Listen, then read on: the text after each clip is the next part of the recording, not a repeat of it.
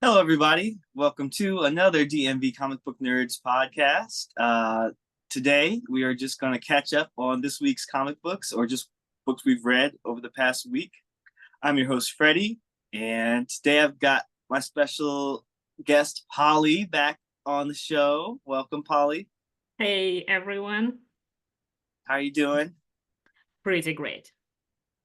Glad you're here. Yeah, Um, I'm glad to be and, here. and this is open to everybody. So we never know who's gonna pop in later or who's gonna catch this later on YouTube. But we're hoping to build up the YouTube following. DMV Comic Book Nerds only has 13 subscribers at the moment, and we love each and every one of them, but we want to grow it. And so please spread the word. Please hit like and subscribe if you like this channel. And let's get started. All right, so as you can see behind me, these are the books that I've been reading over this past week. There's been a lot of reading for me this week. And where to begin? Well, I will say that the big book that came out this week that everybody is talking about and that we're all waiting to talk about is X-Men 35, aka X-Men 700. And we will talk about that, but we'll probably save that for last. Let's briefly talk about some of the other stuff we're reading. Polly, is there anything you'd like to mention first that you've been reading lately? Well, the old issues of Fantastic Four, as many people probably know. Yeah, The fantastic. really old issues from 1961, and I think it's 1963 now in there. And oof, that Awesome. is a lot of asbestos. For sure. I don't think back then they knew asbestos could kill you. I think they did not have any clue because there is like asbestos room, asbestos rug, asbestos costumes, asbestos bandages. Yeah. Those are like, I want to know how that works. Was that Oh, Johnny's actually. weakness, like in the Yeah, same yeah, way yeah. Like, as Superman's weakness? well, his weakness is gonna be probably cancer. I don't know. But Um, there is so much asbestos and bad scientists, science. awesome. Yeah. So you've started your read from the beginning of Yeah. or what issue are you on right now? I'm right now on issue 14, and it's a little bit of a slow reading process because there is a lot of words. There is Oh, like a lot of text. oh yeah. Back then, comic books were full of speech bubbles and Yeah. text. Look at why is Namor's butt right in the middle of that cover? Oh, because why not? Don't shame on it. I mean them. The Submariner strikes. I always wondered what's the best way to say that word, Submariner or Submariner? Submariner, I think. I think so too. I, Okay, we'll go I with I that. think that was like in the old cartoons about Namor. It was the Submariner. I never saw him in the old cartoons, but yeah, it always helps to have a cartoon to hear how they pronounce these things because like I've always like up until the Black Panther Wakanda movie came out, I was like, how do you say? I always thought it was like Namor. It is Namor. It is actually Namor. Yeah, but then they And it kind of always has been. yeah, but in the movie they kind of placed him in ancient uh like Mayan almost or like Yeah. Hispanic culture, so they called it Namor and had that Yeah, yeah, nice. yeah, like Cinnamon. And I like that, but I like that. I also like he always says like my name is Namor, and then like it was Shuri and Ramonda like, oh my god, it's Namor. Yeah. Really? So, do you have a favorite issue out of the ones that you've been reading so Ooh, far? I actually, you know what I noticed? That the cartoon that I watched, that Fantastic Four from the 90s, it does a really good adaptation of these early stories because it's pretty much identical, like for the most part, and without the asbestos. Yeah, yeah. Are So you you can pretty much skip the early issues and just watch the show. true? Are you talking about season 1, season 2, or both seasons? I think it was both seasons. Yeah, I think Yeah, like because I remember the episode with Daredevil. It was in season 2, okay.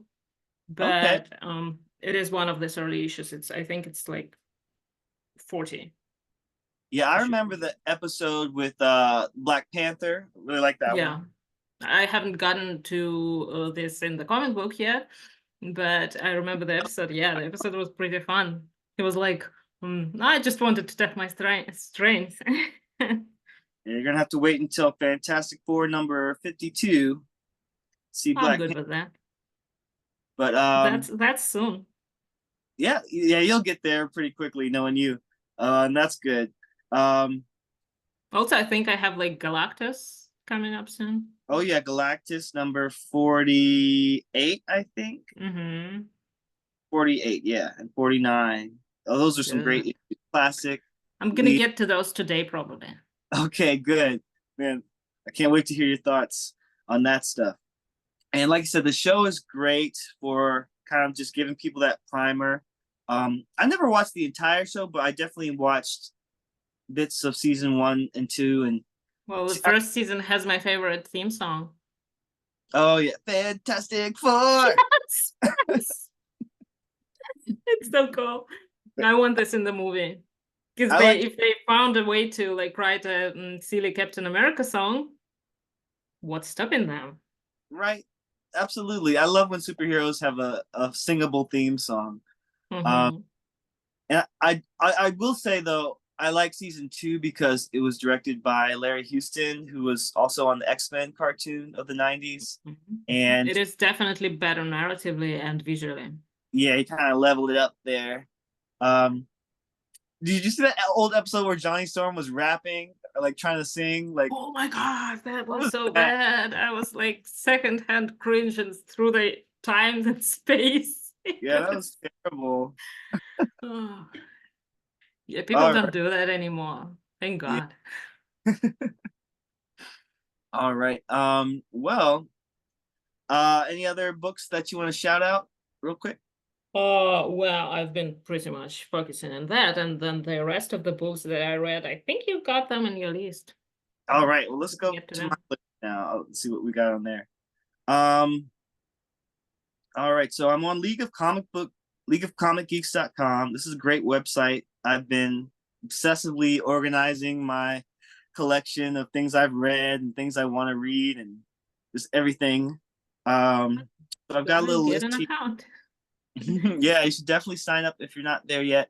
Um, and there's also discussion over there of books. Like you can always leave a review of books you've read. You can rate them, rank them, and just chat with other comic book nerds and geeks. It's a good time. I want to start today with Blade here at the bottom. I just finished up the Blade run from 2023 by Brian Hill and Elena Casagrande and some other artists as well. That the And art that is inside on the this cover. this is the cover art, and yeah, the same artist on the cover does most of the interiors, but not all of them.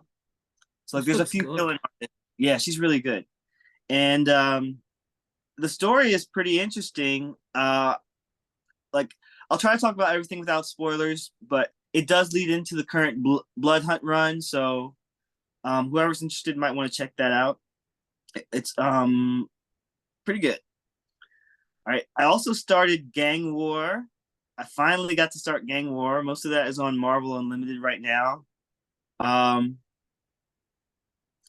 I mean, I'm actually enjoying it more than I thought I would. Like, I know a lot of people have kind of hated the current Spider-Man books, like the current Amazing Spider-Man title, but um, this, Why is that? well, a lot of people feel like Zeb Wells has not been good on that book in the sense that he kind of broke up Mary Jane and Peter Parker and introduced Paul. So now we got this Peter, Paul, and Mary triangle. And We're gonna like this book. yeah, I like love drama. like I mean, I'm not as upset about it as some other fans because first of all, I've lived through many years of ups and downs with Spider-Man. Like I lived through one more day, so I can live through anything after that. And you know, um I mean, I just don't take it as personal anymore. I mean, people were also mad when they killed Kamala Khan, but then she's alive again, like now in the X books, so not a big deal. Nothing is a big deal in the comics. So the only thing I like, I'd be fine if Sue and Reed broke up. That would be fine. But I mean, I think they should do it. Because she sucks. I mean, they definitely do kind of separate from time to time, but yeah, I think for now they're still together. Um, Yeah, damn. Speaking of married couples, we got Luke Cage. He got his own miniseries Well, in the War event. And he's currently the speaking mayor. of the event, is it like a specific character started it, or is just everyone? So it's basically all the street level Marvel superheroes, like everything going down in New York City. You've got Luke Cage, who's the mayor. You've got Spider Woman, who's back in town. You've got Spider Man, who is you know, trying to. They're all trying to stop the gangs from going crazy because there's a power vacuum. Like Kingpin is gone, and like he was previously the mayor not that long ago Yeah, until yeah. Luke Cage replaced him. I finished. I actually finished on that point. I think where Luke became the mayor. Cool, cool. So yeah, so this is he's trying to keep the city from falling apart. You've got all these gangs going to war. You can kind of see in the picture you've got Hammerhead, uh Black Mariah, I think Diamondback, Beetle, and like Tombstone is there. But he's also kind of like laid up after being recently hospitalized. So there's a lot going on. Like all the crime families are just attacking everywhere and they're splitting up the whole city, kind of like way back when Batman had a no man's land storyline where everyone in Gotham was fighting. Same thing here. But how do people even survive in New York anymore? I don't know.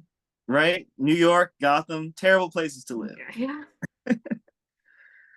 Miles Morales is also part of the gang war, so I've been catching up on his book. um, I read issues 10, 11, and 12 recently. Issue How 10, old is he now? Should he even be doing this? I think he's still a teenager. I don't know his exact age, but the book is pretty good. Like the artwork is very energetic, kind of reminds me of the Spider-Verse movies. The story is Mm. pretty entertaining. He teams up with Blade and his daughter Bloodline in this issue, number 11 and 12. Which So I that, wanted to read about, by the yeah, way. Somebody told me, like, I don't remember who told me that it was like Buffy. So I was, I was immediately like, what? I need to read that. it's definitely kind of it reminds you of Buffy in the sense that she's a teenage vampire hunter. But she I feel like she hasn't really quite gotten a chance to shine yet. Like maybe she will in this Blood Hunt series. Like she had her own miniseries as an introduction, which is worth checking out. But um, I just don't know if it felt kind of separate from everything else. So I don't know how much that'll be followed up on. Like she does end up having a little supporting cast of friends and her mother and everything. So yeah, it's interesting to see where they're gonna go with that character because I don't know how I feel about Blade having a daughter. Really, it's kind of like a cliche now for all the big bad superheroes to have like a daughter or a sidekick or even the son. Like just a kid. Like it's kind of you had Logan had X-23. I have a Um, lot of kids now. yeah, you had who like Batman of course always has Robin. The X-Men always have some teen following them like Jubilee or whoever is the teenager now. um you know what I'm saying? I mean, So Fantastic Four had Johnny, who yeah, by the way, coming back to that, when does he even go to school? right, like how old is he supposed to be? I think he's a He's kid. 16. It Maybe says he's he's 16. homeschooled. Maybe Reed is his professor. I don't know. No, good luck with that. Yeah. Um, I even Spider-Man, even Miles Morales Spider-Man is kind of a sidekick to Peter, sort of like I not mean, like they don't always work together, but like in this issue, I think it's the gang war first strike. Miles calls out Peter for being absent. He's like, "Where have you been, man? I've had to save the city all by myself. Like, you need to be a better friend." by the way, So, is Daredevil still doing his thing like he was? oh yeah, I Daredevil don't remember. has a mini series tied into gang war. I haven't gotten there yet. I'm only on the first like 3 or 4 issues here. But once I get into it, I'm gonna read that as well. I think it's got Elektra, Daredevil, and Matt Murdock. I'm not sure. We'll Excuse me. find out. Oh, But I kind of like having them both in the books. yeah. I mean, All right. I hope that like it doesn't exactly work out for them because like Yeah. I mean, yeah. I kind of feel yeah, like they. you can't have Matt Murdock be like happy in a relationship, and I mean he seems unhappy, so should Yeah. be. And I feel like Elektra would shine more if she was on her own. Yeah, she should definitely stay away from him. Like everyone should. He All sucks. right. Let's talk a little bit about the Ultimate books. Like on the Mm-hmm. topic of Spider-Man, the 5th issue came out recently. Have you read that one, Polly? I think I have. I don't remember because like all my attention was focused on the Ultimates. Okay, we'll talk about that in a second. But briefly, I just want to say Ultimate Spider-Man. Um, he is hanging out with Harry Osborn. We learn more about Harry Osborn's origin in this universe, and it was kind of a lot of background. Like it wasn't a lot of action. It was mostly just kind of a lot of text. So Hickman, he's another writer who likes to use a lot of Mm, dialogue and I don't remember that. I think that he didn't use so many text pages as he did in the X-Men in the beginning. yeah, Like I there's not think as with many text pages, but the dialogue is pretty heavy. Um, I have mixed feelings about it, but I'll talk about it more when we talk about Ultimates because they're both kind of in the same neighborhood. So let's talk about Ultimates #1. That came out this week, June 5th, by Dennis Camp and is it Juan Frigeri? English. Yep. So, Yeah. what do you think of this book, Polly? Oh, it was really cool. It was well, actually it kind of was exactly what I wanted from the Ultimate Universe. Interesting. Okay. Speak on that a bit more. Um I love the fact that I think like is it fine to spoil it a little bit? Uh, Because yeah, spoiler warning from now on. yeah, because at some point they like trying to make the universe similar to the 616, and then they realize that they can't do it, and they just have to go from where they are and try to change everything into what they can. So I kind of like that part because sort of builds a connection between the two universes, but also puts this one separately. So that's what I actually liked a lot. Yeah, I mean, I think that's a good point. I will say that for me, I don't really like that this new Ultimate Universe is not only comparing itself to the old Ultimate Universe, but it's also comparing itself to the 616. And I just feel like that's not what I wanted from a new Ultimates line. Like, honestly, I didn't want a new Ultimates line. Like, I started reading comic books in the 2000s with the Ultimates books. So, like, for me, I have a strong attachment to the original Ultimates books, like the ones Mark Millar and Bendis, Ultimate Spider-Man and Ultimate X-Men, all that stuff. Like I do remember Ultimate X-Men. I know it all didn't age super well, and um, like, I mean, I still appreciate, like, first of all, the art I think on those books was amazing, and I don't know if this artist is living up to that. Like, not to be mean, but Juan Frigeri just doesn't quite have like the just style that Brian Hitch brought to the series. Like, that was some of Brian Hitch's best stuff ever, in my opinion. And then now it's like it just seems a little bit more average, but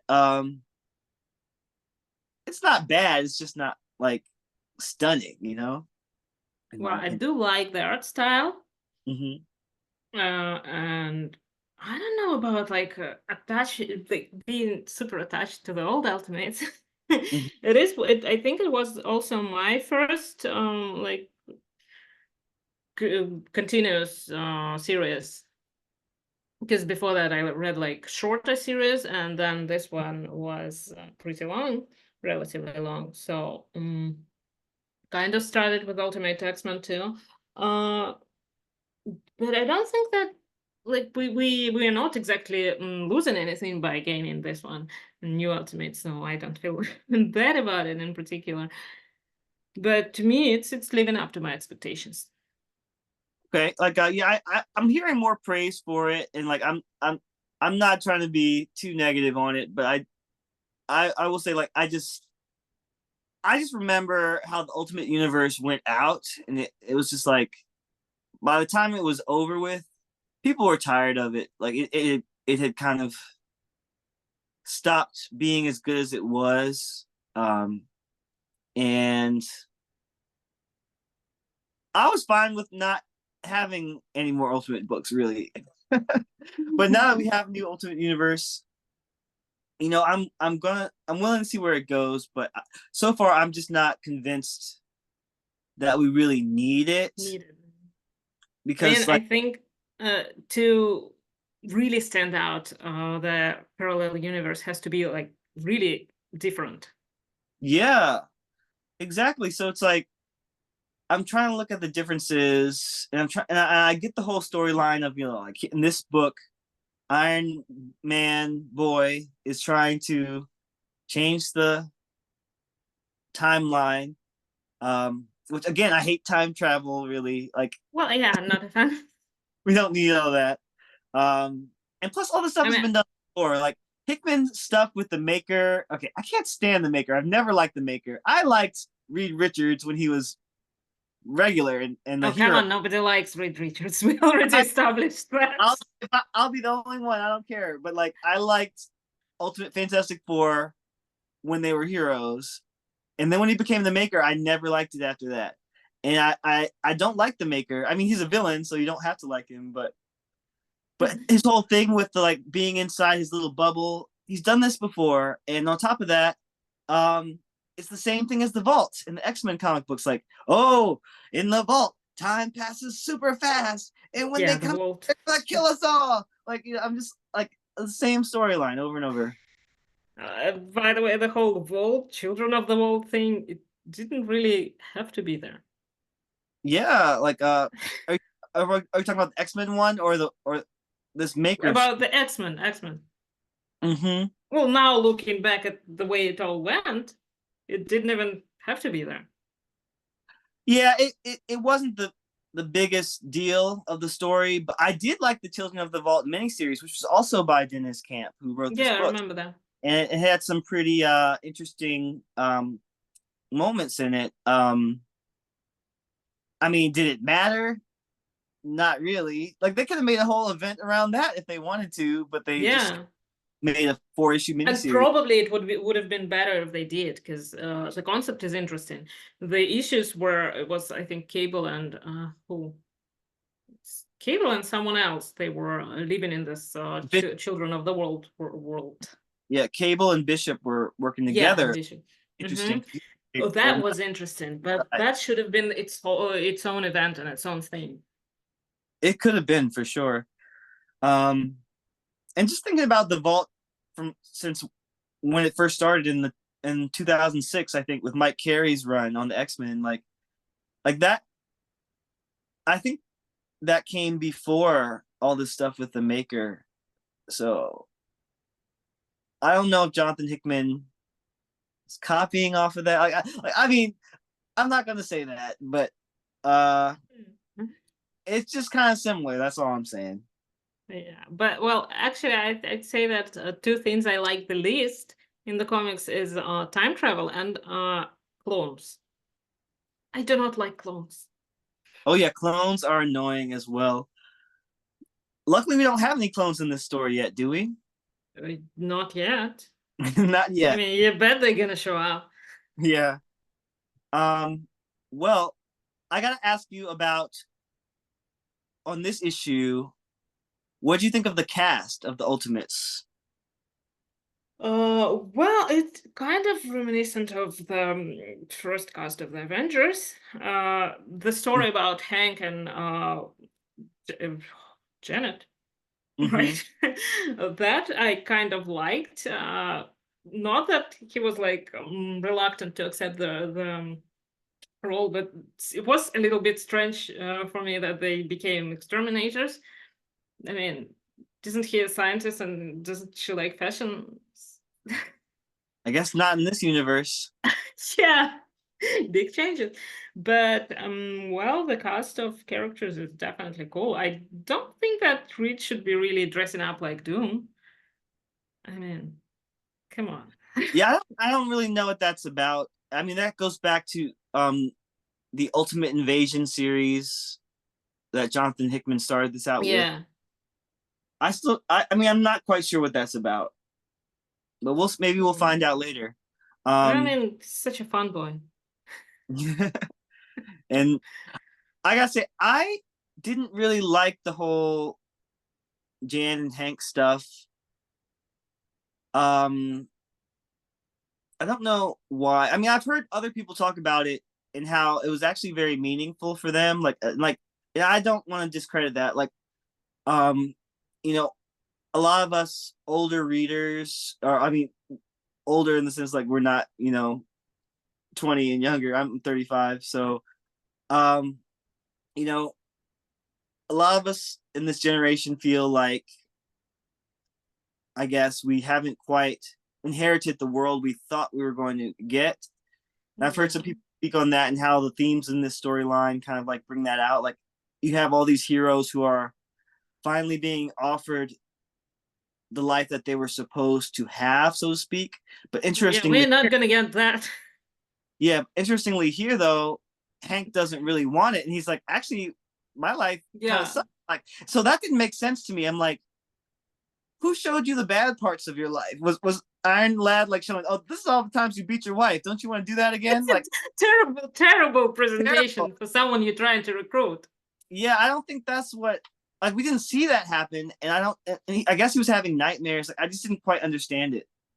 But I mean, then again, imagine you being like some dude shows up and gives you like a box and tells you, "Look, you were supposed to be a superhero, but like I'm also 35 and like bad knees, back. I don't really want to be the superhero." Okay, so I yeah. don't know, So like, mortgage.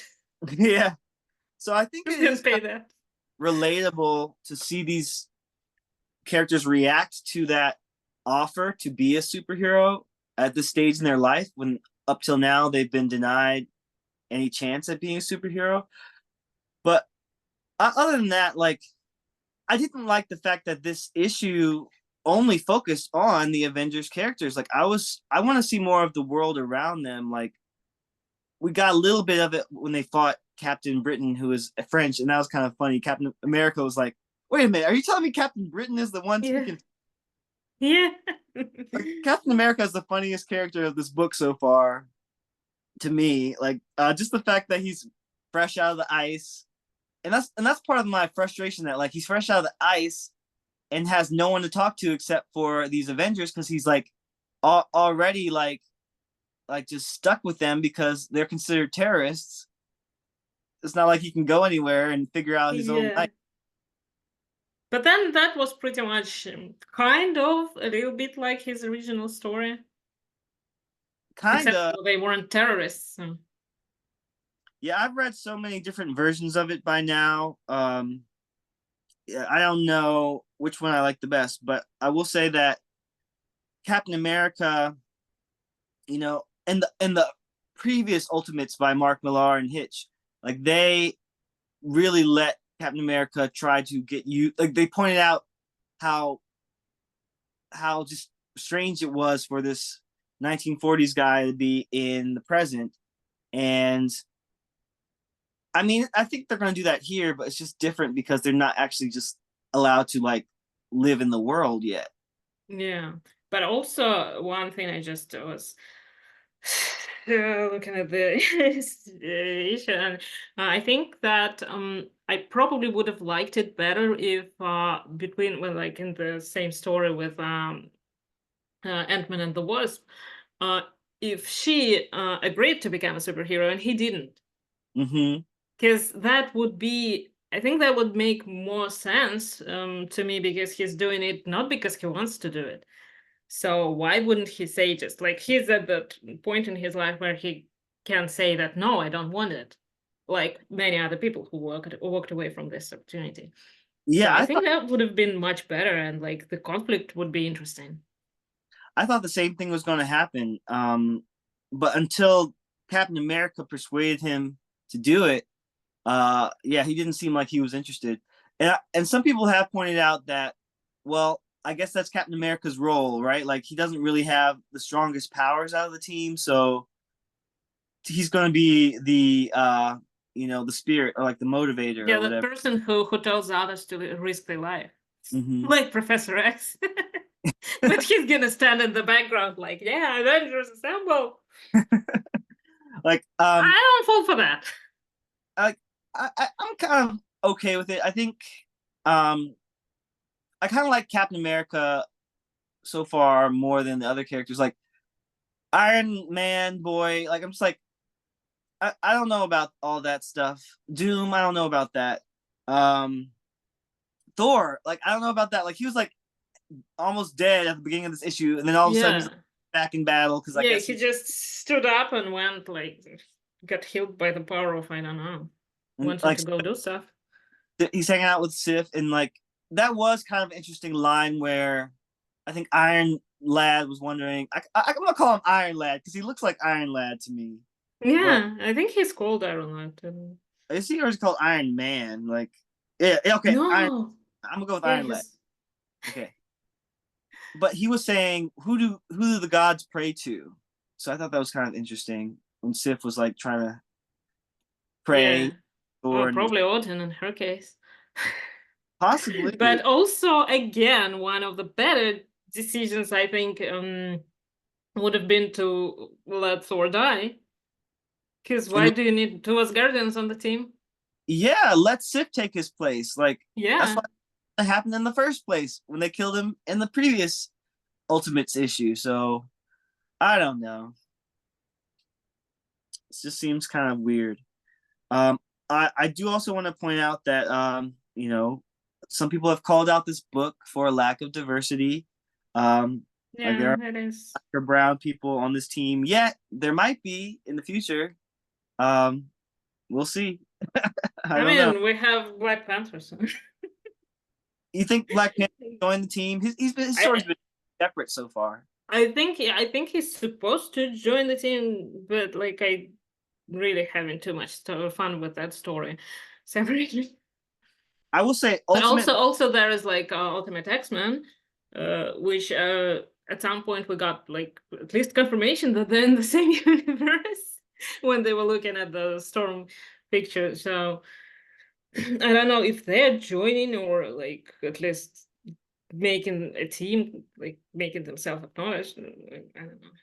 Yeah, I think at some point all these books are going to have to cross over and tell us Yeah, what the point is. Um, but we'll see. I don't know if I'll stick around that long, but I do like Black Panther the most. I think out of all the yeah, old. me too. So yeah, I'll definitely stick around see where that goes. Let's talk a little bit about Scarlet Witch. Okay, so have you read any of the new Scarlet Witch books? I think I have read, oh damn, I haven't read this particular run, but I've seen like Scarlet Witch and Quicksilver, and I started reading it and I didn't particularly like it. Okay, yeah, like I haven't read that one yet, but that's the one that comes immediately after this series, Scarlet Witch 2023 by Steve Orlando and Sarah Pichelli and a few other artists. It So I is just Russell Dotterman, I think, the cover.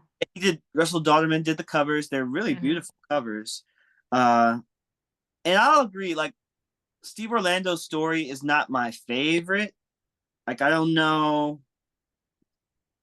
what to say about it. I mean it's not bad, but it's I not think like the issue with Scarlet Witch and Quicksilver for me was that it was a little bit not mature enough, not the story. I think I was expecting a little bit more depth from it, yeah, I will say but I for me, never finished it, so I don't know. yeah, I think that one's only 4 issues, so that's next on my reading list just to see what it's about. But I do think that you know this series basically it's just trying to give Scarlet Witch her own book because she's so popular. This came out around the time of Multiverse of Madness, I think. Right? Was Yeah, that I think three so. 2020? 2020. Oh no, the first one is 2023. Think no.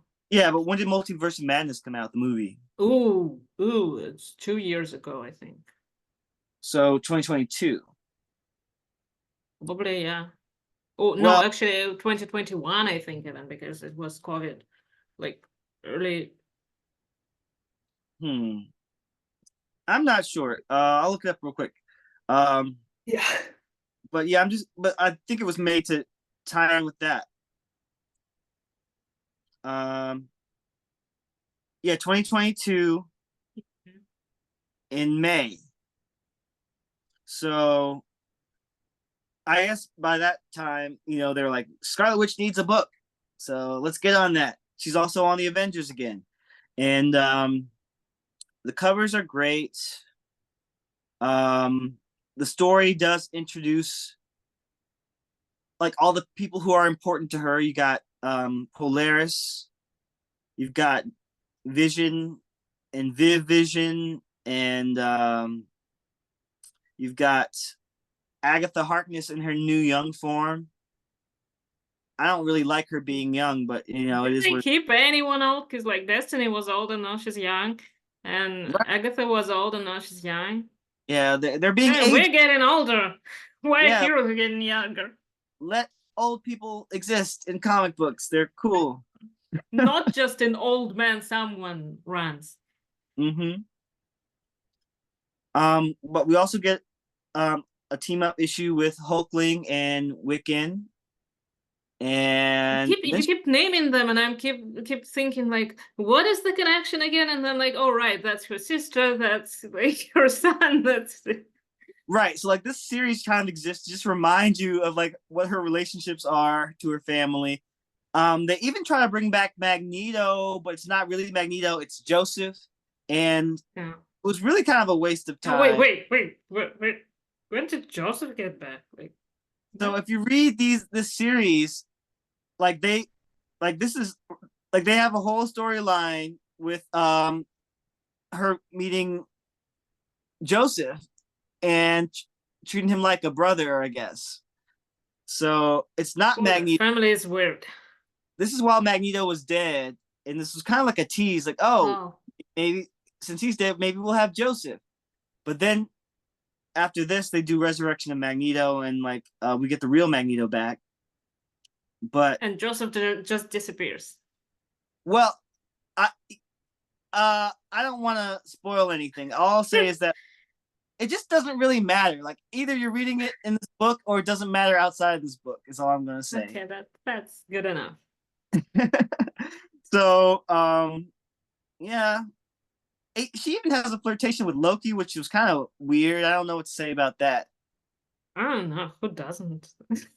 I mean, the cover's pretty, but like, I don't. Do you remember way back when Loki was impersonating Wanda? I don't, but like I remember that he was a kid on the same team as her kids. Yeah, that too. Like, Ew. Like, look, too weird to be like dating Wanda. Like, I just don't accept it. Like, I yeah, don't you know. can, you I'm so can, no. Moving on. yeah. Like they even mention it in the issue. They're like, yeah, I did impersonate you that one time and pretended to be you when I was on the Avengers. But oh well. But then Uh, also, like, Mystique did kind of the same thing. Like, she impersonated Rogue and yeah, hit on Gambit. So I guess yeah. that's like the X-Men thing. Well, we'll talk about the X-Men in a bit. Yeah. I um, mean, Wanda was a mutant for the like most of her history, so mhm. she's bound to pick up some of that drama. Yeah, but like you said, this book leads into it leads into the Scarlet Witch Quicksilver book, and then after that, we have a new Scarlet Witch series coming out next week. Are you No. excited for that? No. I didn't think, but I think that way. Like, Okay, I might give it a read later because I always just wait it out with these things. yeah, like it's the same writer. Like, I don't know why they keep relaunching these books with the same team. Just I keep it the mean, book, you know. But I honestly I think that like if they get someone who can maybe dive into more of her personality, add some new things aside from her trauma and like drama and family, mm, explore some interesting themes, they could get a full run like of maybe, well, I don't know about 100 issues, but like 50 issues at least, and they wouldn't have to relaunch constantly.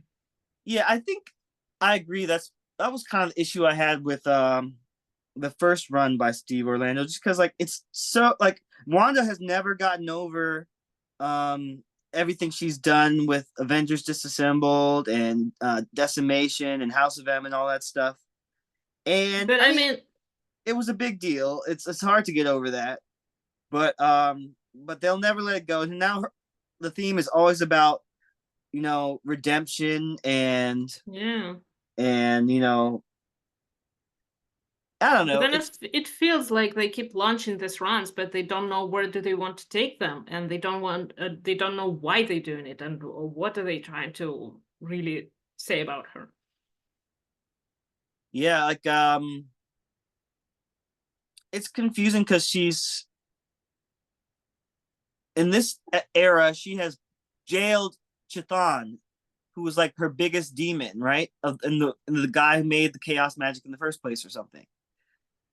So I feel like that might be a plot point down the road where she'll have to face that demon again, or maybe he's just locked away forever. I don't know because she's already fought him like a million times. So uh, I don't know. And We'll find. it's kind of like I think that the right approach would be a kind of like Daredevil. He always fights the same people, but then every story is different, and they keep the stories interesting. So why not explore this with Wanda? Well, all I can say is that these new covers they do look kind of interesting. Like I mean, Russell Yeah, Dauterman never. that the third one is like a Batwoman. Yeah, look at her. She looks kind of scary. Like she's got those Batwoman that cowl. Yeah. Um, I don't know if that's supposed to be Wanda herself, or maybe she is possessed by Chthon or Oh, something. there's also like her mother kind of looks the same, so could be Yeah, her. I think they said that's lore. Mhm. Yeah, the solicitation says lore returns. Scarlet Witch's fight to reach the land of the living puts her face to face with her necromantic multiversal counterpart. Lore. Isn't Well, that the evil droid from Star Trek? right. Well, let's move on to the next book, which will be um Hellverine. Let's talk about Hellverine. Have you read this book? No, what the hell is that? um Hellverine is okay. It's kind of like a sequel to what was happening last year when Wolverine teamed up with Ghost Rider and became Hellverine. Although this time it's not Logan, and that's the big twist. Do you want me to tell you who it is, or do you want Hmm. me to keep it a secret? No, no, no. Tell me. It's Akihiro, his son. Of course, of course. That was my second guess because, like, if it has this close, then it's either his one of his daughters or his sons. Well, See? I will say though, that was one of my biggest problems with this issue because I was looking close. I was like, he has 3 claws coming out of his, Yeah, and Akihiro is supposed to have like 2, and then like a third one that comes out of his like wrist. They're not all in the same place yeah, usually. yeah, yeah. So like, Also, like the wrist one looks uncomfortable. yeah.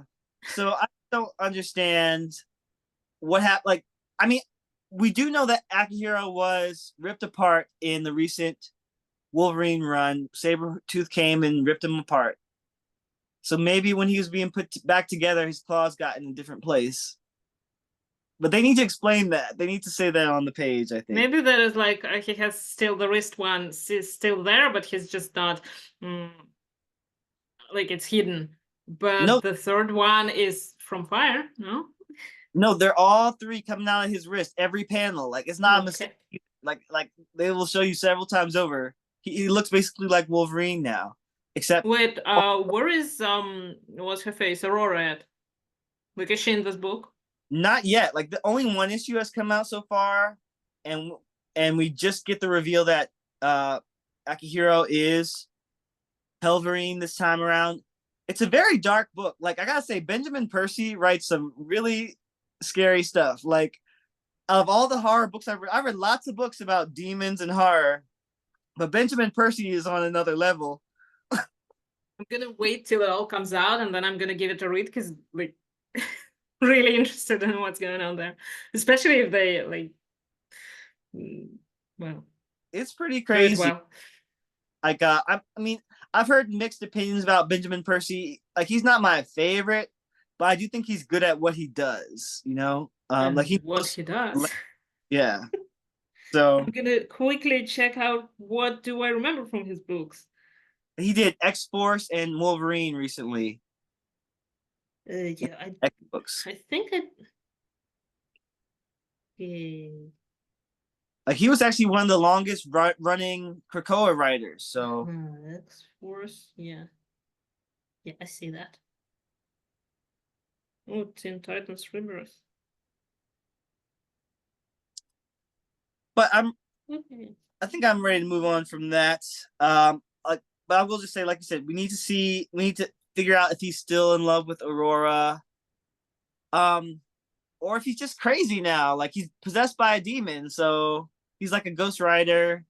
I mean, it His would be interesting if, like, to see their relationship. like his body is all sewn up now. He looks like Jigsaw or something.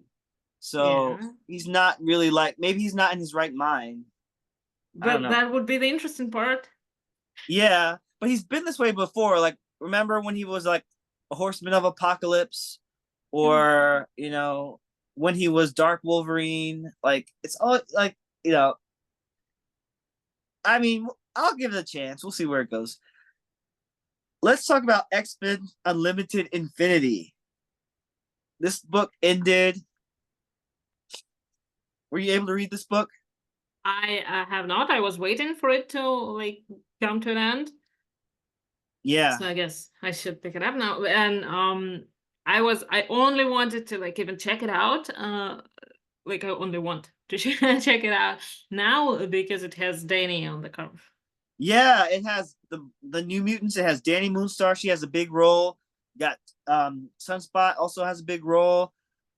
I love this book for the cast. Like it has a lot of the New Mutants. It has a lot of the Captain Britain characters. It has just a lot of like minority characters who are not getting roles in the actual books right now, and it's just kind of frustrating because these are all digital books, and I can't Yeah. figure out if Marvel is saying that the digital books are supposed to be premium or if they're supposed to be like less important. because I mean they Well, could also it's not only it's digital. I think it's only available like in the panel view. in the panel view. Yeah, like you gotta scroll the whole thing. Yeah, it's so annoying because I never do that. I always read the whole page. Yeah, it is kind of annoying. Like I've had to get used to like adjusting my screen so I can just see a really long panel and see the whole thing. Yeah, Yeah, it's kind of weird.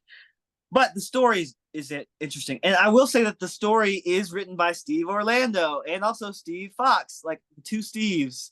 Um, and they've been doing a lot of work on the Krakoa books just to kind of like smooth, like fill in the cracks. Like they like everything that has been missing, they have all those details. Like if you ever wonder, like, where has this character been?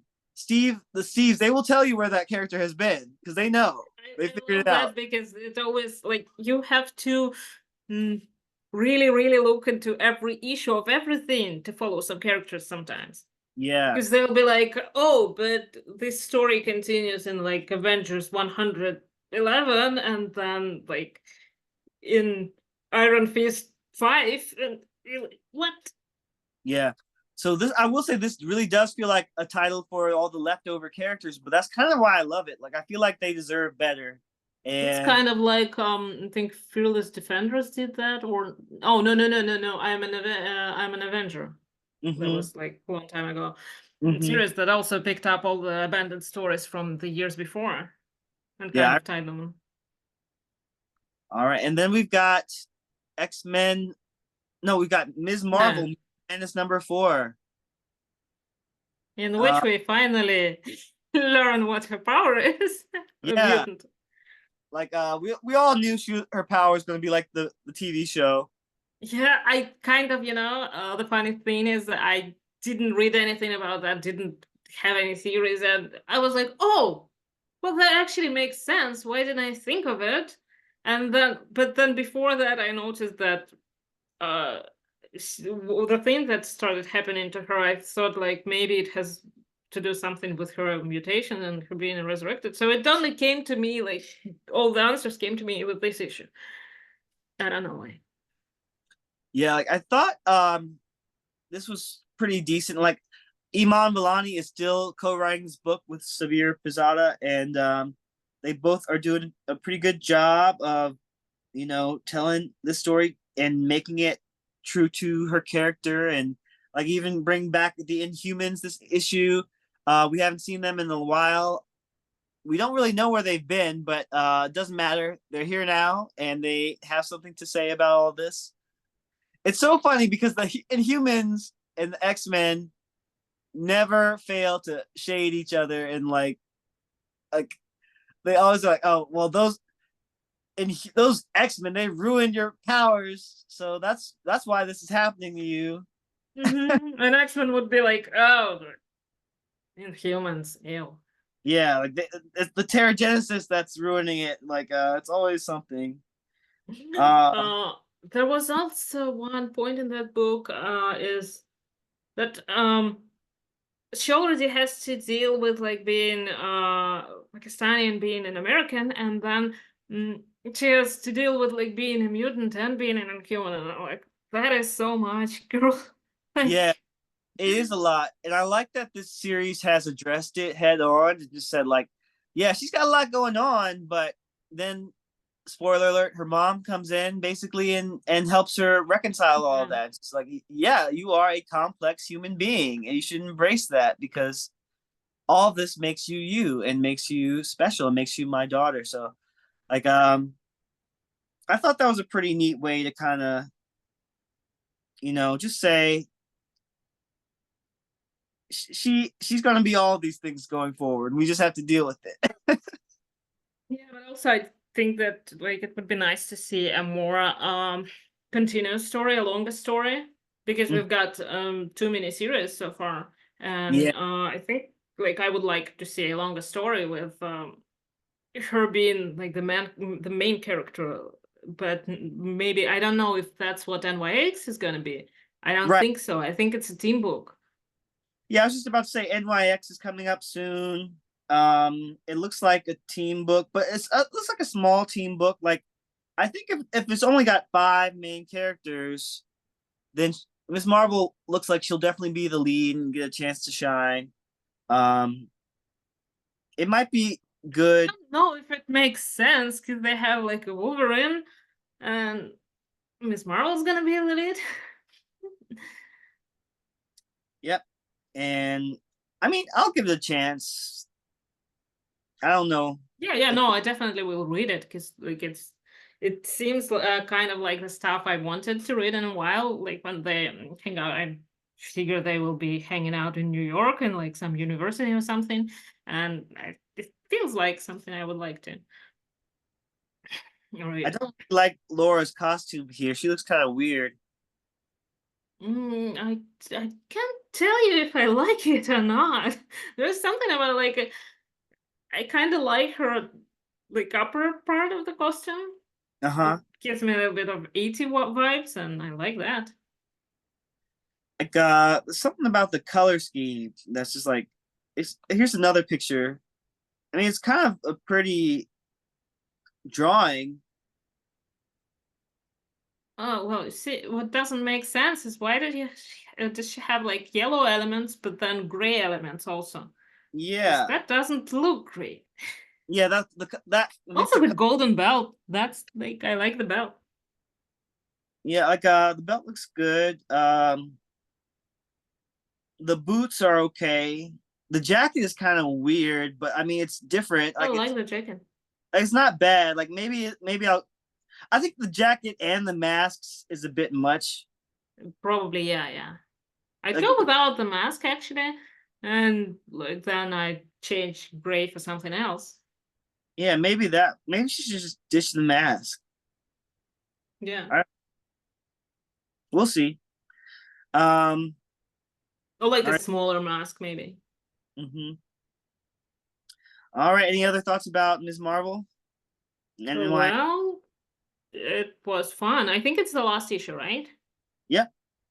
Okay, yeah. Well, I hope that we're gonna have her solo issue eventually, because like didn't want her to get a little bit like dissolved in the whole X-Men drama. Yeah. Like it's kind of weird to see her have to be an X-Man now because like it does kind of mean she's gonna have to blend into the whole team of Yeah, X. she's gonna have to be part of the team, and wasn't she like? I mean, I think her runs did pretty well, and it was like a successful book. I Yeah, don't like know for sure, but it feels that way. ups and downs. Like she's had so many number ones recently, and I think they do this to Mhm. try and generate more interest in the books, more buzz, more sales. Like that's why they killed her. That's why they brought her back. That's why they made her a mutant. Like that's what like they're doing all this stuff not only because of synergy with the MCU, but also I think just to make sure that her books are selling. Because like remember she had that miniseries during Dark Reign. I don't know if a lot of people read that one because I didn't see a lot of people talking about it. I read it. Uh, and then she didn't have her own solo title outside of these like events and like outside of now her solo title is like an X book essentially. But That I don't would know. actually overshadow the rest of the characters. I do like that they did make an attempt to bring in all of her like supporting cast. Like you saw Bruno, you saw her parents, you saw her schoolmates, and it was only brief, but they were there. And you also got all these other cameos from all the Marvel people. So it's like it's got a little bit of everything. Oh my god. I remember that. I love that panel where she was talking about like her experience and talking about like mutants just accept that being feared and hated is a badge of honor. That was like Kitty. Yeah, and it's been interesting to get that perspective from her. Like she's not used to being feared and hated. She's used to being loved and adored because everybody loved Ms. Marvel up until she became a mutant. So, Yeah. um, I mean, I'm interested to see where it goes. Um, I mean, I okay. So it's very interesting because at this point in time, in the movies, Ms. Marvel, she was last seen trying to team up with Kate Bishop and maybe start the Young Avengers. So, are they going to go that direction, or are they going to But she put? was never a part of the Young Avengers. Right, she was never really part of the Young Avengers. She was part of the, Yeah. but it doesn't really matter. It's they always do their own thing. But will that be a separate movie? Will that be a TV show? Will she end up joining the X-Men whenever they get around to that? Like, I don't know. We'll find out. What do you want to see happen? Ooh. I probably would be more interested to see her as a part of the Young Avengers, and the Young Avengers. I think they should be. I don't know if they should be a show. Or they could be a movie, but ideally, everything I want to see is a show leading up to a movie. I don't know how everyone else feels about that, but to me, it's like the best way to set up team things and like different, more complex events. I would watch this like all the time. For Well, X-Men, that's what I want. And I think for the Young Avengers, I would take that too. well, to that point, I think since we've already had a bunch of shows, they really need to follow up on all of them. Like we're getting a Captain America movie with Sam Wilson soon. Um, will it be good? I don't know. They've had a whole bunch of reshoots. Hopefully Wow. it'll be good. I don't know how, like, people always assume that reshoots mean something bad, but, like, to me, not always. well, it Not means that all movies that had reshoots ended up being bad, but, like, I know it worries people, but I'm saying it makes you assume that what they had before was bad, so they had to do it again and try to make yeah, it better. maybe, like, they were like, this is too amazing. We need to, like, make it a little worse. You I don't never think Marvel's know. trying to make their movies worse. Uh, I mean, Sonny definitely is. but I mean, we'll see. I'm I'm nervous about it, to be honest. I don't, I'm not. I'm like, I'm okay. but we'll get Thunderbolts. Oh, when are we getting Thunderbolts? Like I Maybe keep hearing about that, and then I'm kind of like accidentally find out that I'm very excited for Fantastic Four, and the more I hear about this movie, the more excited I get. Like I'm not even that excited for Wolverine and like what's his face, Deadpool. I'm pretty excited for Wolverine Deadpool. I mean, I mean, I am because like mutants, but I also more still am more excited for the Fantastic Four, even considering that I've never been a Fantastic Four fan. interesting. Yeah, like I feel like I have been a Fantastic Four fan, but I'm just not too excited about this movie yet. I Uh, mean, they sold me like they sold it to me when I saw that it has this retro futurism vibe. That's I love that so much.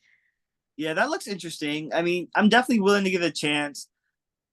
Um, I've said before, I would have been more excited to see the Ultimates, like not the Ultimates, but the 616 Ultimates with Blue Marvel, Photon, Black Panther, America Chavez, Captain Marvel. Like most of these characters are already in the MCU, so like just put them together. Like to me, that makes sense.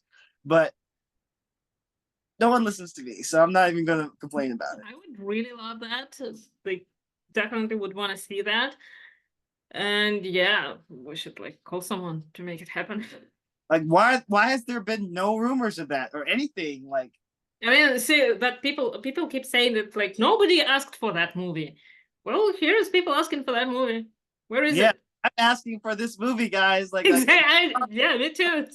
It's and you can do that with the Fantastic Four coexisting. Like Yeah. yeah, why not? We'll see. Uh, but then again, they shot Monica Rambeau over to the X-Men universe. So where's that gonna go? I don't know. I want to. I mean, my one of my theories, like based on what I've read and what I've seen and what other people came up with, I think that maybe it's like possible that Fantastic Four will be in that universe too, and then the X-Men will be in that universe. And then why don't we just like bring the Avengers there and move to that universe and pretend like it was always like that? Uh, Anything? why not? I'll be fine with that. Yeah. I And we mean, stop calling it 616 because come on, really yeah, ridiculous. it's nuts. Yeah. That is so not true. All right. Are you ready to talk about the big one? Yes. All right, let's talk about X-Men 35, aka 700, the big finale of Krakoa. It's here. What do It you think? was so good. Yeah, Like, wow, I didn't like Krakoa as much as I like this issue. Basically, this issue alone made me feel nostalgic. It made me cry. it was really beautiful. And it was very big. It was oversized. It was like 84 Yeah. pages. You got all these different writers and artists working on it, like some very big names throughout Chris X-Men. Claremont, Yeah, LaRocca, Claremont, John Romita Jr., um, Walter Simonson. uh, and like you got a lot of everyone from the current Krakoan era: Jerry Dugan, Kieran Gillen, Al Ewing, Joshua Cassara, Phil Noto, Lucas Wernick, Lionel Francis Yu. You got some older people: Walter Simonson.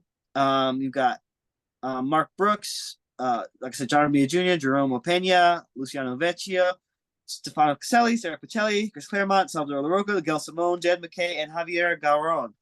Like, wow, what a lineup! I think we can't just talk about this issue without talking about spoilers. Right. Massive spoilers. I think if anybody's still watching this, they're okay with spoilers at this point. Yeah. So, um, I think I've said my piece about this cover. I mean, I love Pepe Larraz's art, but I was a little disappointed that certain characters didn't make the cover. Like, Yeah. there's no Sync. Where's Sync? He's been a big part of this Krakoa era. There's no none of Sabretooth and the Exiles people. Like they're exiled from this cover. But somehow they dug up Quentin, who barely was like anywhere. Right? Like right now we're only seeing half of the cover, but yeah, there's even the other half, doesn't have everybody who was important. So it's just interesting. Like I feel like they could have drawn it differently to include more characters, but whatever. And then have you seen the funny memes of them pushing Xavier off the cliff? Like, it looks like they're just like, all right, Xavier, we're sick of you. Time to go. Off you go. Well, that's pretty much what the issue was about. Yeah. uh, We got some and it very seems reasonable. we got them leaving Krakoa in the reverse of the House of X #1. It's kind of sad. Yeah. All right, so let's talk about the stories this issue. Yeah. Like over here,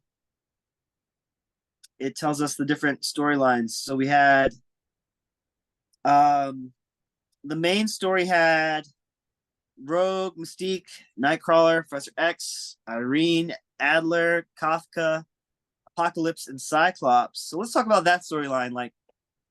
Basically, Krakoa returned, but like the White Hot Room, Krakoa came back from 15 years in the future. They for survived 24 hours.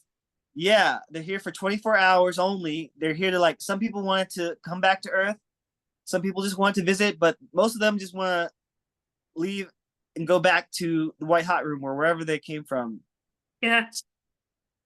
But not everybody's happy with that. Like Exodus is big mad. He's like, what? Like the whole point of this was for us to be a united Krakoa. Let me fight this. And they're like, no, you're the reason why we're gonna leave because we don't like all this fighting. And then Apocalypse shows up. He's like, what do you mean you don't like fighting? That's what we're all about. We're mutants. We fight. I'm gonna fight you. And they're like, no, you're old, Apocalypse. We're sick of your old bullshit. Like, we want to go to sound like Juggernaut. Yeah. So it was pretty wild. What are your thoughts? Well, first of all, like, Apocalypse, where the hell have you been? And then like you show up and start a fight. What's wrong with you? Yeah, he just got back from Araco. Yeah, Uh, and he's like, I want to rule you all now. and but he did come through with a little bit like, who saved Krakoa? Who saved Araco? Like, y'all owe me. Like, y'all wouldn't have none of this without me. Like, well, you're not wrong, but also like But you're not right exactly, because you're like not right either because you team also effort. yeah, everybody had a role to play for sure. So he's so egotistical. Yeah, Um, I mean, he's going and back to like like, everybody knows that. Like, what is he gonna turn it into again? mm-hmm. Yeah, The he's whole like cause of the old problem. ways of behavior. Also, like I think it was in this storyline where yeah, it starts actually with Magneto talking to Charles.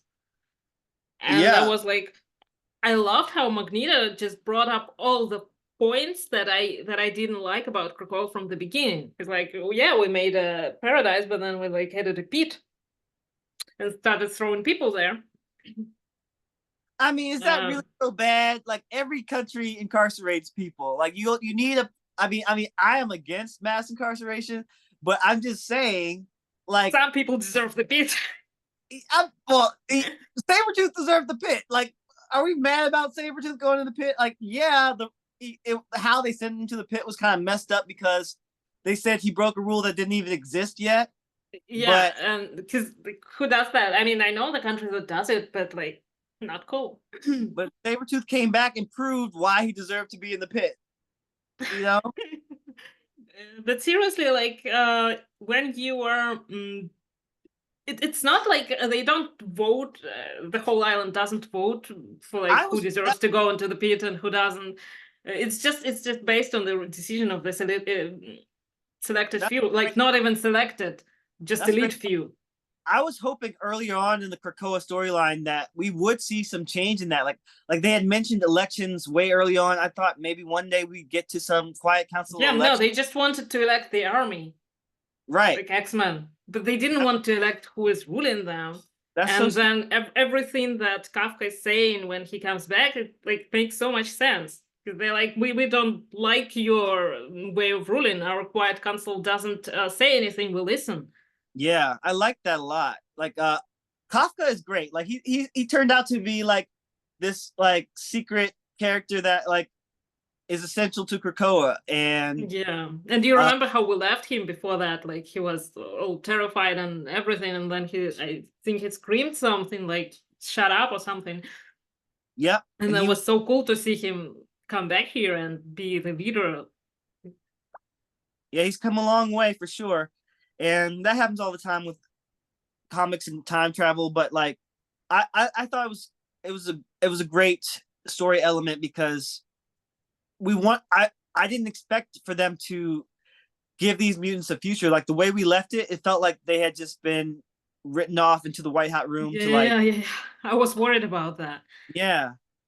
So I'm glad that they brought all of them back just for this issue and say that and to say that they have a future too, even though it was like almost threatened, but they were able to go back to Yeah, and they were able to resurrect everyone from mm-hmm. Genosha.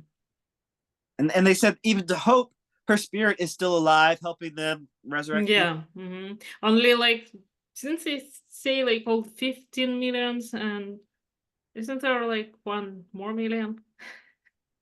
I So think maybe the there was humans. I think the 1 million are the ones left on Earth. Maybe Okay, maybe. I don't know. Uh, but yeah, it was 16 million before it was 15 million. Yeah, maybe they just like looked at the last million and nah, they deserve the pit. Yeah, but yeah, all that stuff was good. Like you said, the Charles Xavier and Magneto stuff was pretty good. Yeah, it was amazing. Like I think Also, the Xavier was right thing. yeah.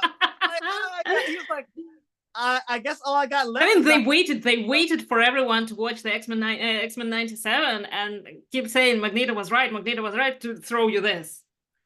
Can I just say, one of my biggest complaints about the end of the Krakoa era is that so many of the beats feel stolen from X-Men 97. Like, I don't know if this was intentional or not, but like, you had the X-Men fighting a version of Nimrod, or like, some kind of robot. You had Jean destroying Sinister at the end, as the Phoenix. So Phoenix versus Sinister. You had Magneto was right, all this stuff. I don't know, like I loved it when we were watching X-Men 97, but now that this stuff is coming after it, I feel like, well, they're just copying that. I don't think that they necessarily copying that. I think that maybe it feels a little bit like course correction, because Magneto was not right exactly. I mean, let's not forget that he's a terrorist. He is right about some things. He is wrong about some other things. So yeah, I agree. Yeah, in every case, whether the show or the comics, but just as a slogan, people are always saying that, and I did like how they kind of let Xavier have his moment, because like Magneto was straight up saying, yeah, like I was wrong, and so Xavier's like, so that must mean I was right then. Nobody's saying Xavier was right, but I told you so all along. Like, by the way, Magneto has an awesome hairstyle in this.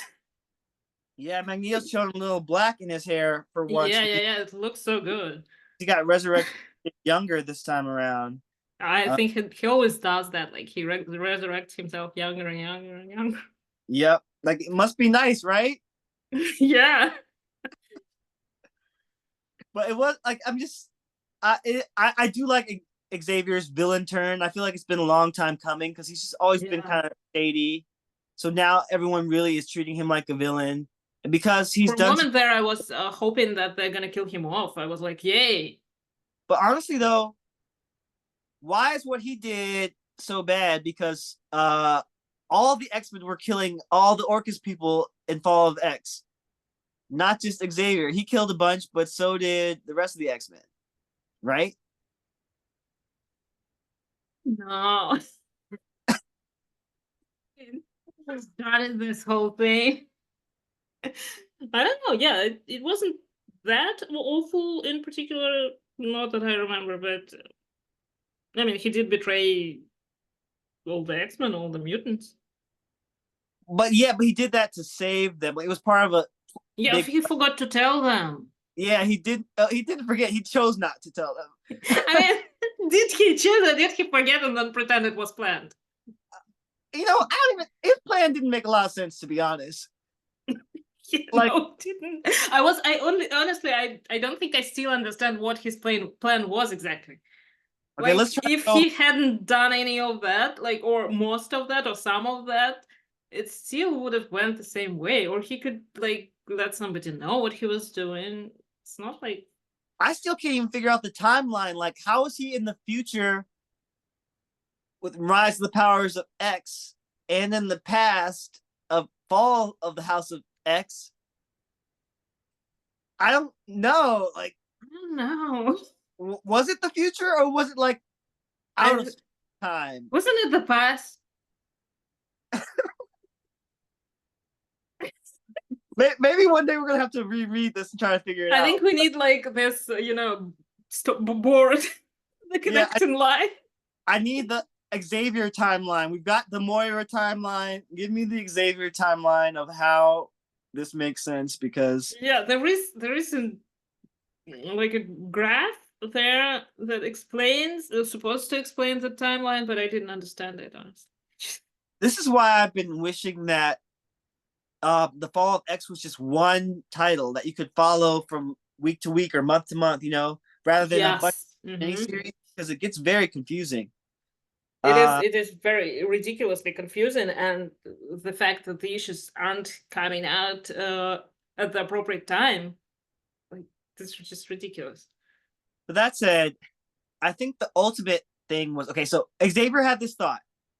I'm gonna go back in time and kill baby Moira before she gets her powers. Mm-hmm. That way, it's like killing baby Hitler. Like it'll prevent all this stuff from happening. But then at the last minute, he chose not to do that because the dead X-Men they were like, "Don't do that. You don't have to do that. That's wrong. You shouldn't kill a child."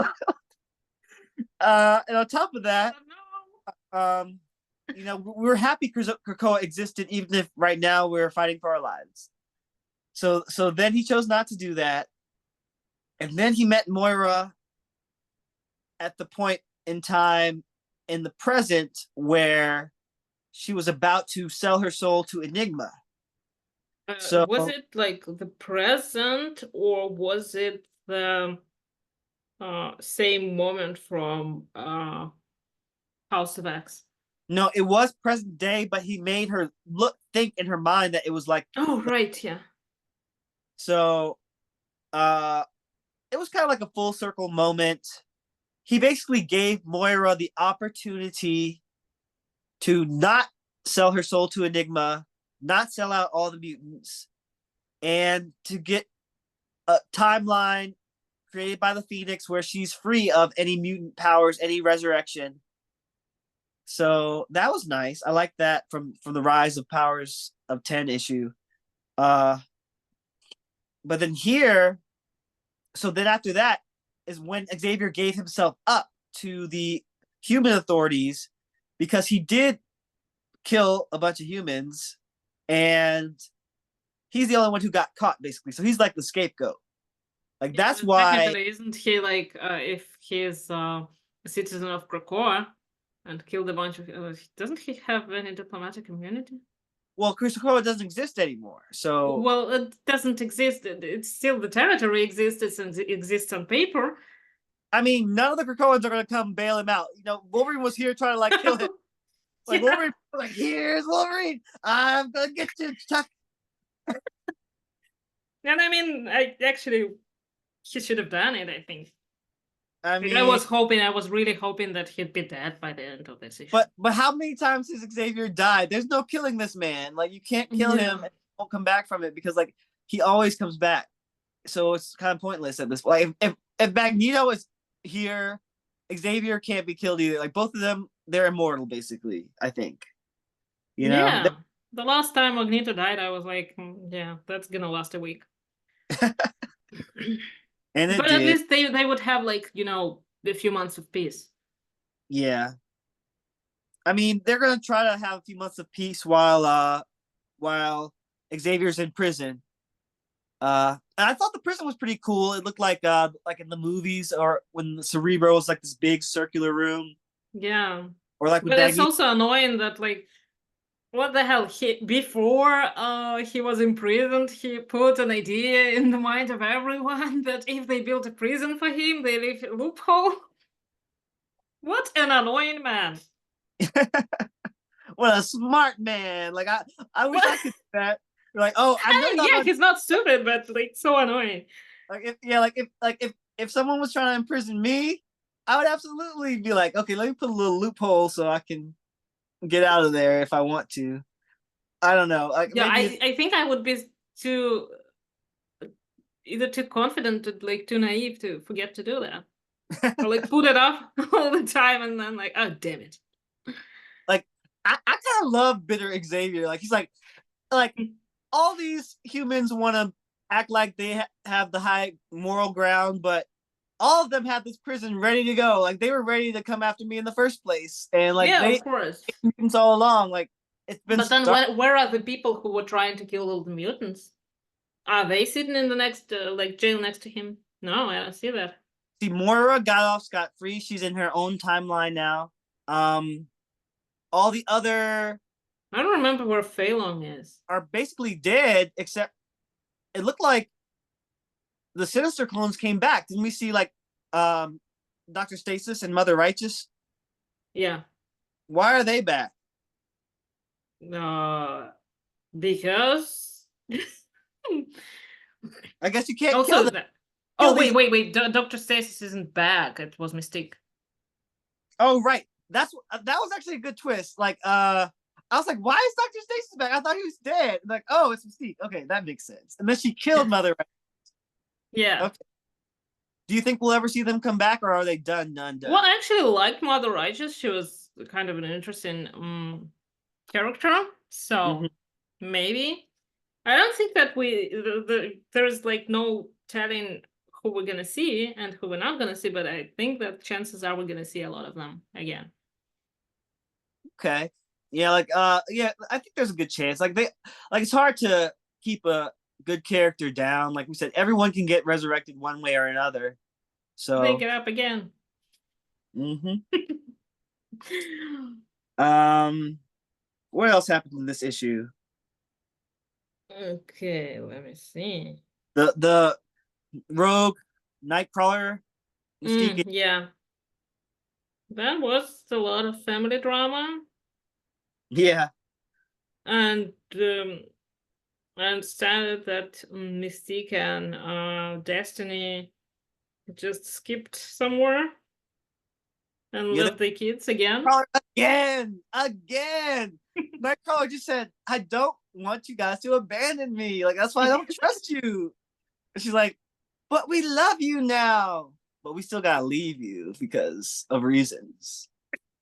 I mean, not that like he should be living with his parents at this point in his life, but Can he have one day though? Just one day? I mean, he had a few hours. I mean, how much more of a family can you really take? He just. Anyway, I don't particularly understand where they are going and what they're gonna do, and I don't remember which books are we gonna get to follow them. Don't know if any. Rogue is definitely gonna be in the Uncanny X-Men title. Uh Mystique and Destiny, I don't know where they're going. Probably Nightcrawler. do some crime.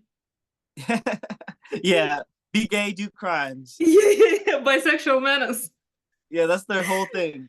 I love that so much. I don't know where Nightcrawler is going. He'll probably pop up sooner or later. Is he in one of the main books? I don't remember. I think he's not. And that is weird, but I would definitely read something, probably his big solo series. That would be interesting. If I got to choose. But Yeah. Maybe he'll get a new solo series. I don't think so. I just want that. I just don't think Oh, it's I gonna do think he happen. might up in the Wolverine book, the new Wolverine book.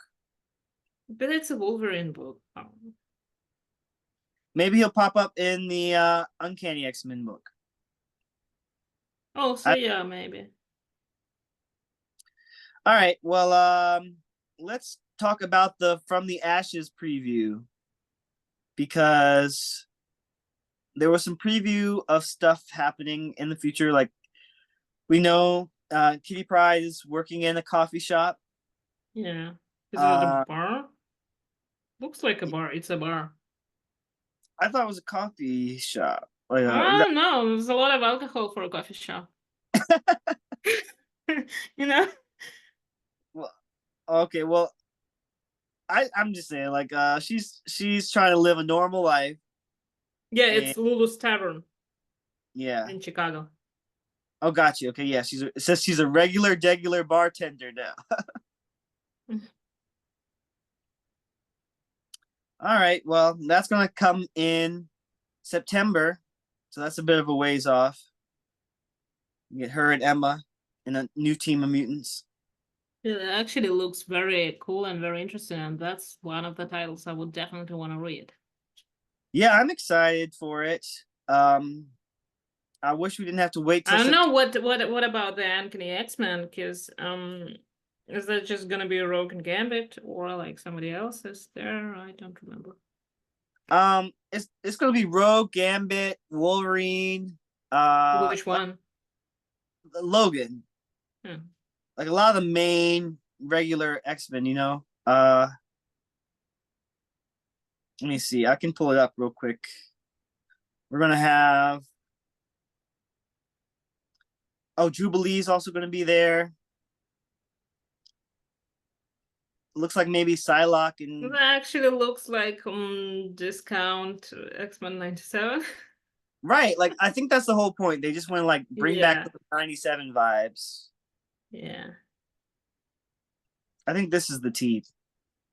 Oh, so Nightcrawler might be there. Oh, Yeah. Nightcrawler, yeah. Okay, that makes sense.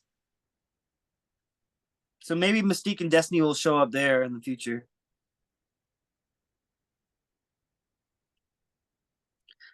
Um, yeah, I mean, we love these characters, so you know, why not? Okay, and then like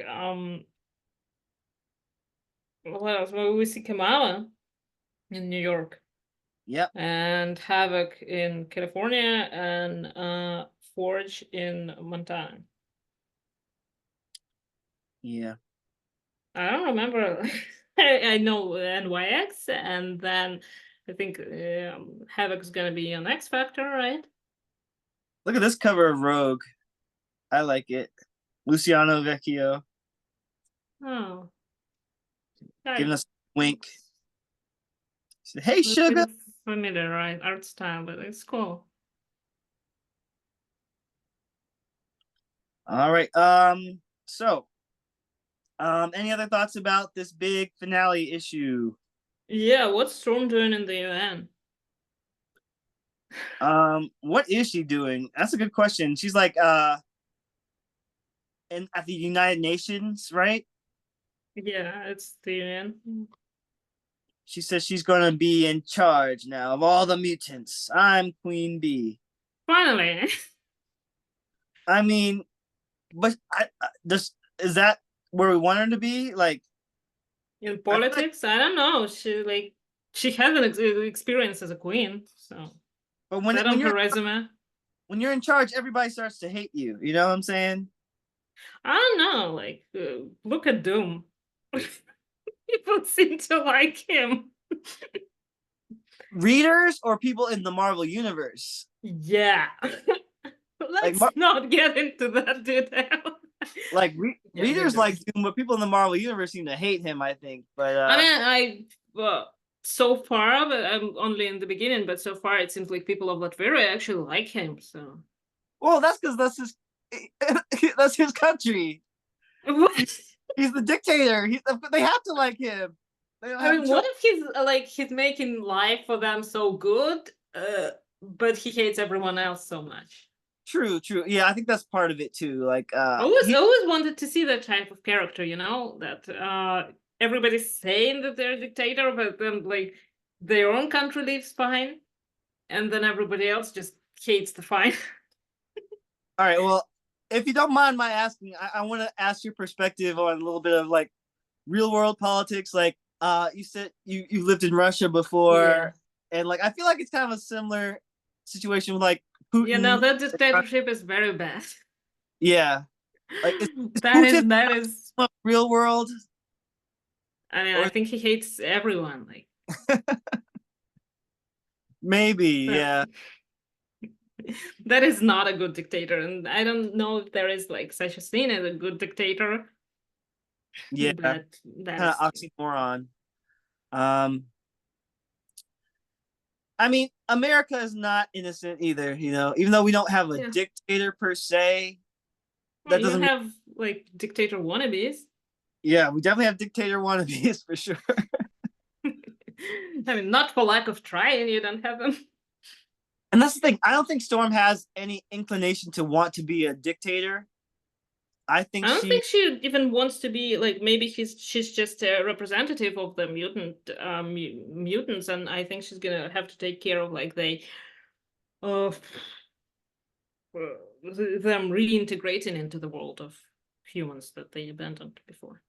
Do you remember when Jean Grey was trying to do that back during X-Men Red, like way back when? Yeah, but Jean Grey doesn't have any experience as a queen. She has True. experience eating planets and like universes, but she doesn't have any experience actually leading them. But let's be honest though, Storm's experience as a queen most of the time never ends well. Well, she's not trying. Yeah, true. Oh, she also led the planet, so it doesn't end well, but I think that people just see these flashy titles in her resume, and they don't actually look at the results. It's like Great. Queen, Goddess, and the leader of the planet, and like leader of the nation. It looks cool. Oh my God. You said she got a great resume, but terrible references. Like, I mean, she probably doesn't have any reference because, like, most of the people who could give her references are dead. right. They're all dead. Or, like, call my ex-husband. He will tell you how cool a queen I am. Oh my gosh.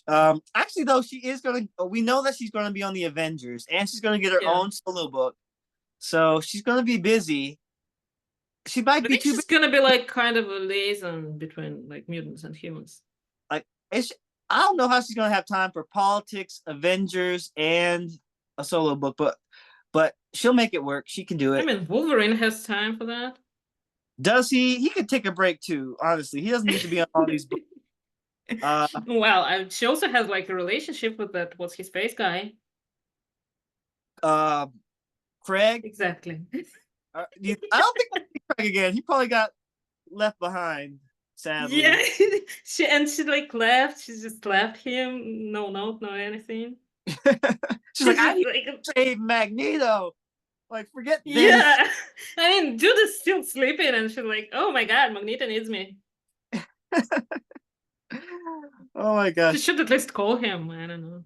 Do you think she'll hook up with Magneto? Oh, I can't. Now that Magneto's all Feels young, like that's where it's going, and he's like keeps updating his look and getting younger and younger. I think that might happen. yeah, like I could see that happening. I mean, I mean, good for her. He looks good. Yeah. But all then, right. isn't that like after Rogue? I don't know. You know, they all date each other from time to time. Well, yeah, it's like high school groups. Yeah. Here's a nice variant cover of Scott and Jean with the last Krakoa flower. So speaking of Scott and Jean, there's one more book on my list. Let's see if I can go back and find it. X-Men from the Ashes. There was an unlimited Infinity comic that came out this week as well. It's like a little sneak preview into what's going to happen going forward. It's really just a story with Scott and Jean. Isn't everything? They're having like a honeymoon. Yeah, of course they are. I hated it. I was because like, it's Scott and Jean? No, I mean, I like Scott and Jean generally, but to go from this unlimited comic book with all my New Mutants characters and like all the characters I like to Scott and Jean, I just feel like again, like Scott and Jean again, like they can have their own book. Like too much of them. Like they're gonna be in their own book, I assume. So why they need to be here? I don't know. I honestly don't know if we still like what is Jean even doing?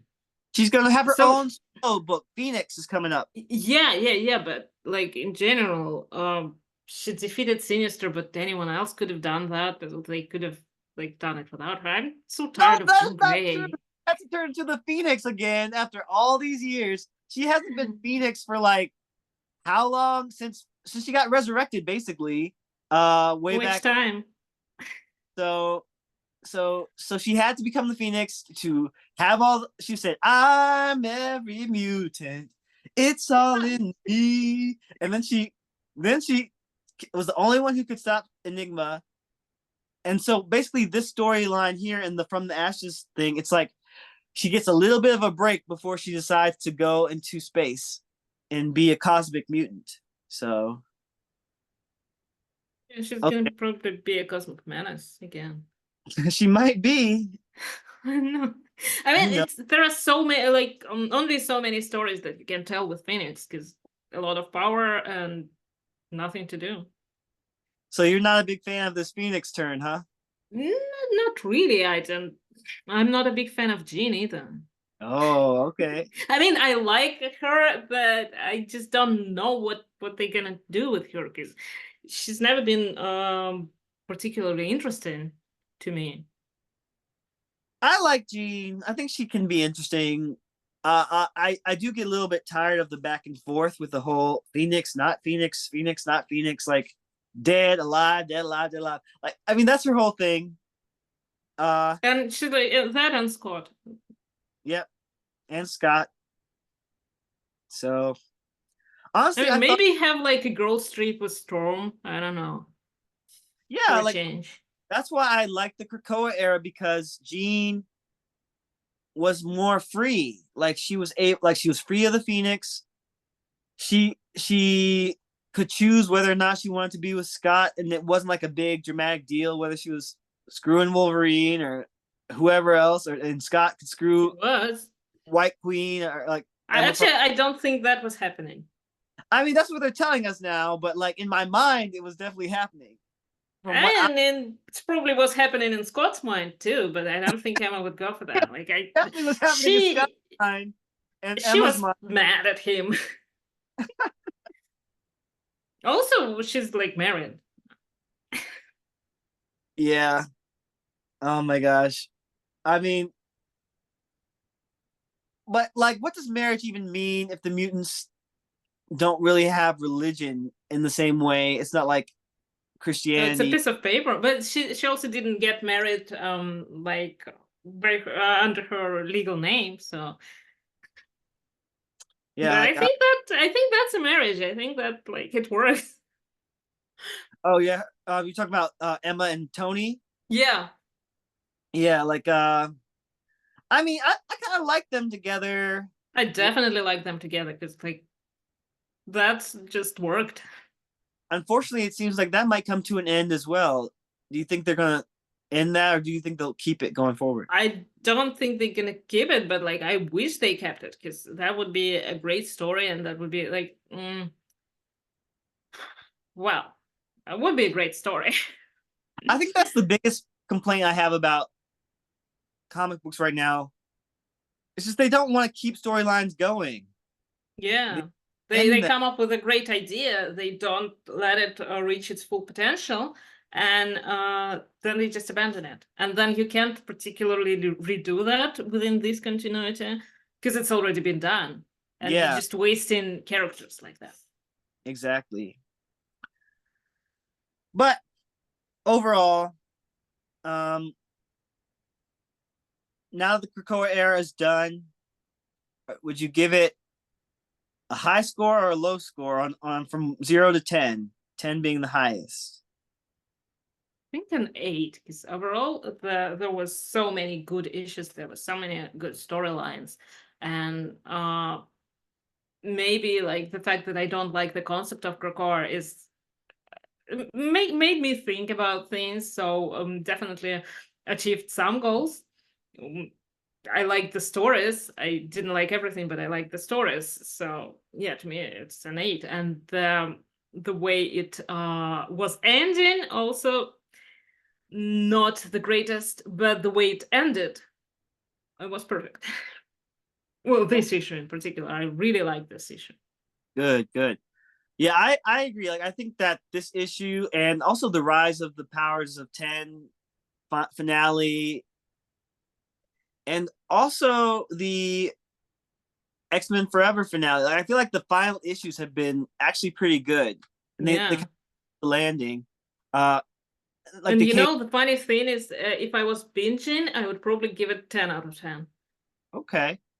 Because Like, like the fact that you had to wait and then some issues were disappointing, that kind of made it a different experience. But if I binged it, like throughout this week, for instance, all the way to the last issue, I would have probably liked it, and I would have been 10 out of 10 just because of this last issues. yeah. Like, I'm gonna give this Krakoa era overall a 9. Like, it wasn't perfect. Like, there are definitely some things I would complain about, but overall, though, it was very exciting to just witness it from start to finish and try to follow all the books. Like, it might have been too many books at some points. It might have been, kind of confusing, Yeah, but it was probably structured sometimes. But overall, though, a lot of great stories, a lot of great characters. It really moved things Great forward. new characters.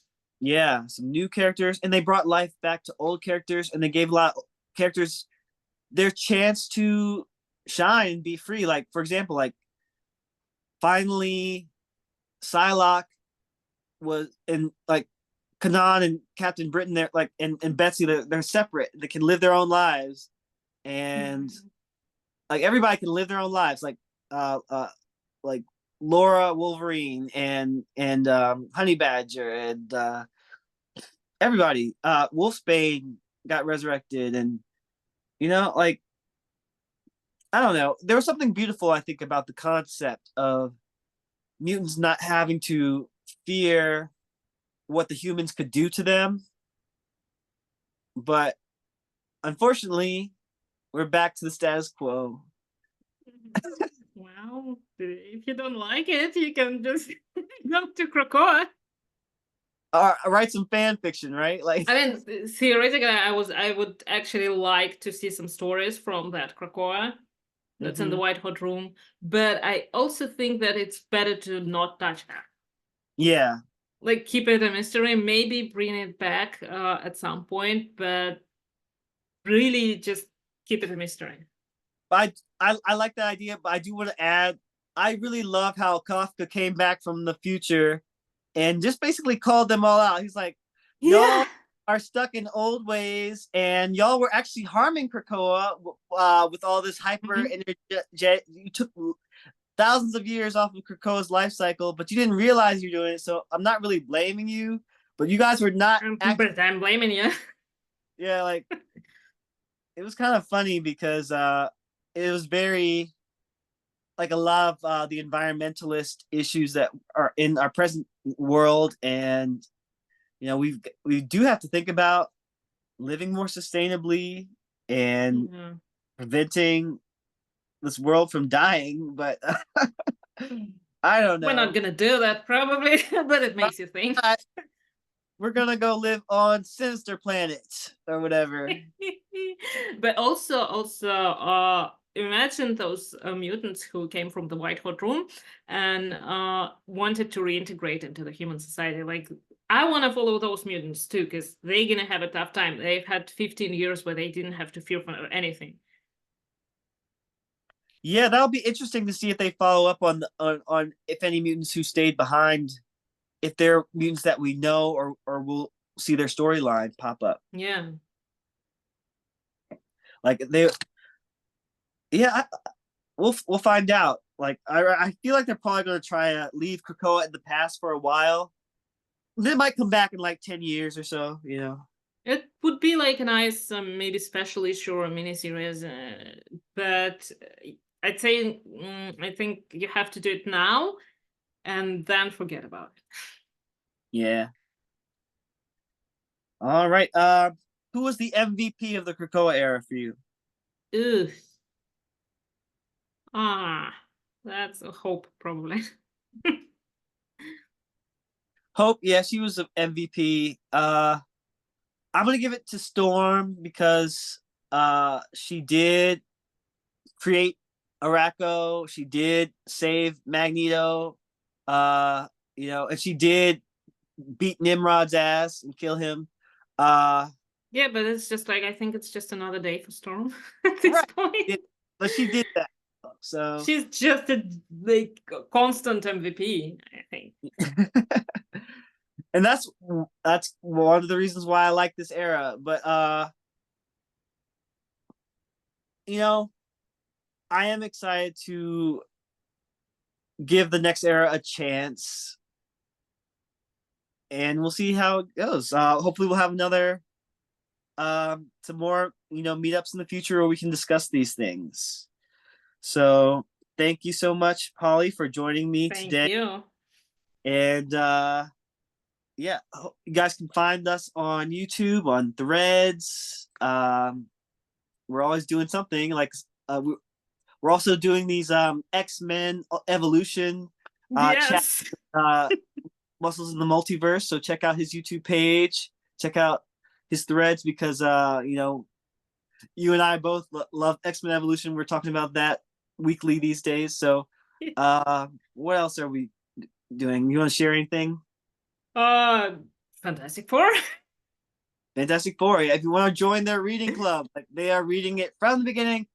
I'm not reading it from the beginning. I have read some of those old issues, but I'm probably not going to go back and. Oh, you're not losing much. I'm just reading like it from the beginning because I'm a completionist. I need to read like everything. If I miss something, I just go crazy.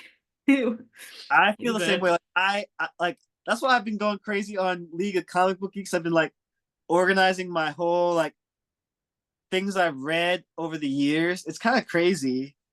It's so overwhelming, I think. Yeah, I'll show you another time. But yeah, I think that's it for today. So thanks again, Polly, for joining me. Thank you. Thanks everyone who listened, and give us a like, give us a subscribe, and we'll see you next time, true believers. Excelsior! Bye-bye.